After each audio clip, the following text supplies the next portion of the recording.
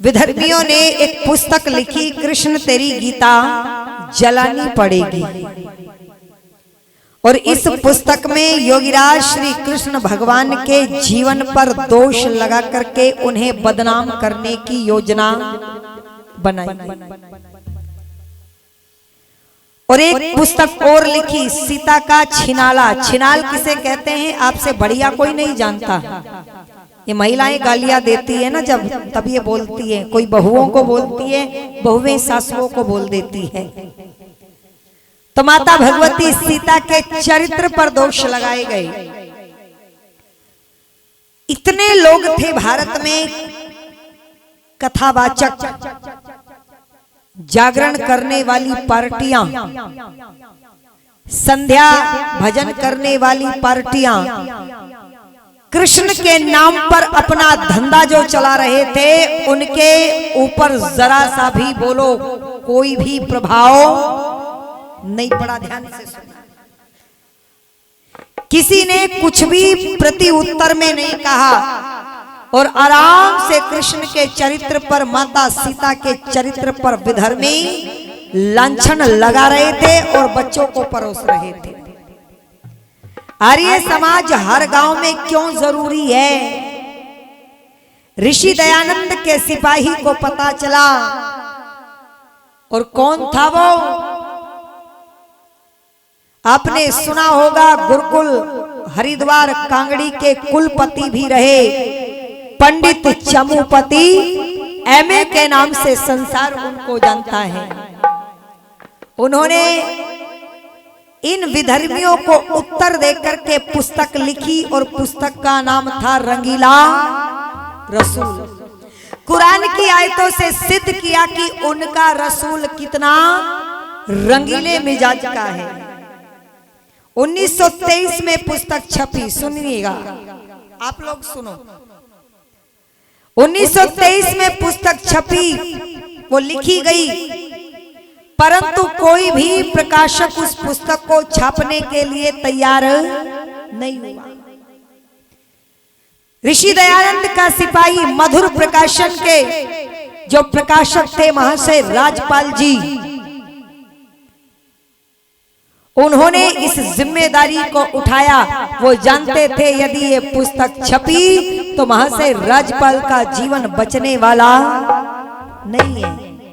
फिर भी उन्होंने उस पुस्तक को वहां पर छपवाया और लेखक का नाम नहीं दिया। सुनो, लेखक का नाम नहीं दिया, प्रकाशक का नाम उस पुस्तक पर था।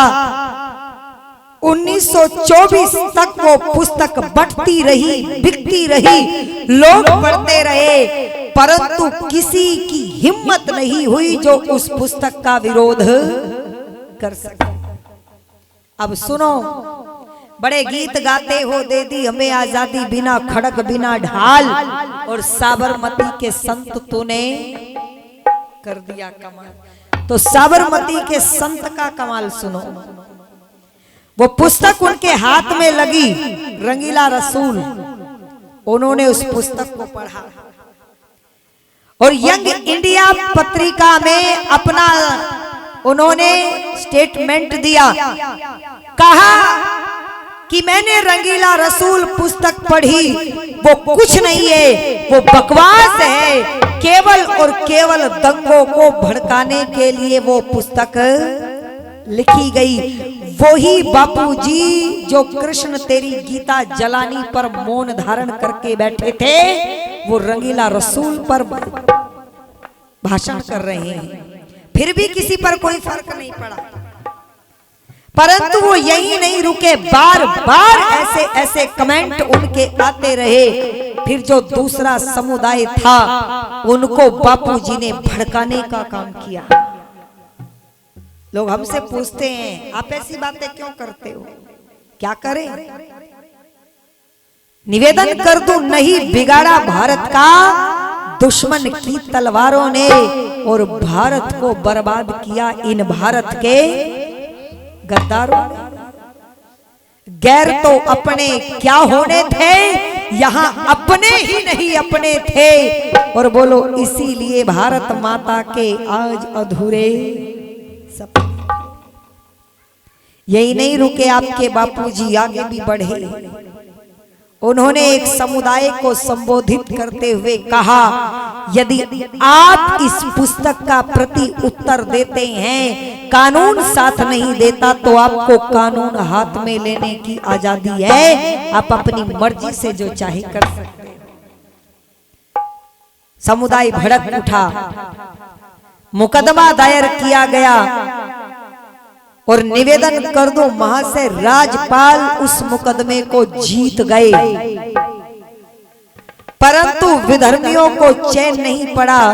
उन्होंने 3 बार महाशय राजपाल पर आक्रमण किया, 2 बार वो बचे और तीसरी बार में बोलो उनका बलिदान हो गया। ये आर्यों के कार्य थे। आज यदि मिशन बीच में पड़ा है, पूरा नहीं होता तो इसलिए क्योंकि अब हमारे अंदर इतनी लगन नहीं है। हर गांव में आर्य समाज का मंदिर होना चाहिए। जहां आर्य समाज का मंदिर होता है, वहां के बच्चे चरित्रहीन नहीं होते, शराबी नहीं होते, जुआरी नहीं होते। भला कौन चाहेगा, कौन माता पिता चाहेंगे कि उसके बच्चे शराबी बने, कबाबी बने? कोई चाहता है? बोलो। तो आर्य समाज इन चीजों के लिए है। मैं आप लोगों से निवेदन करती हूँ, आप संकल्प लें और संकल्प लेकर के अपने गांव के आर्य समाज, यहाँ से गांव में एक आर्य समाज मंदिर का निर्माण करे और जो लोग इनमें अपनी सहायता दे, वो संकल्प लेकर के खड़े हैं, बोलो उनका भी आपको साथ देना चाहिए। क्यों? 5 घर होते हैं मुसलमानों के, 5 घर पर, अपने घर पर छत नहीं होती, पर मस्जिद संगमरमर पत्थर की बन जाती है। और यहाँ 50 घर हो जाए हिंदुओं के, फिर भी एक मंदिर मिल करके बना नहीं सकते, क्योंकि हमारी भावना आज धर्म के प्रति नहीं है। और यदि ऐसी भावनाएं हमारी यहाँ रहेगी तो याद रखना, वो ऋषि दयानंद का सपना, वो राम और कृष्ण का सपना कभी पूरा नहीं हो पाएगा।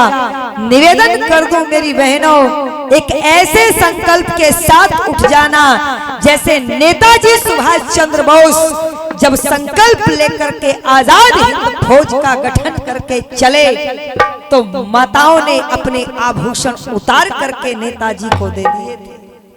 ये देश चरखा चलाने से आजाद नहीं हुआ, याद रखना।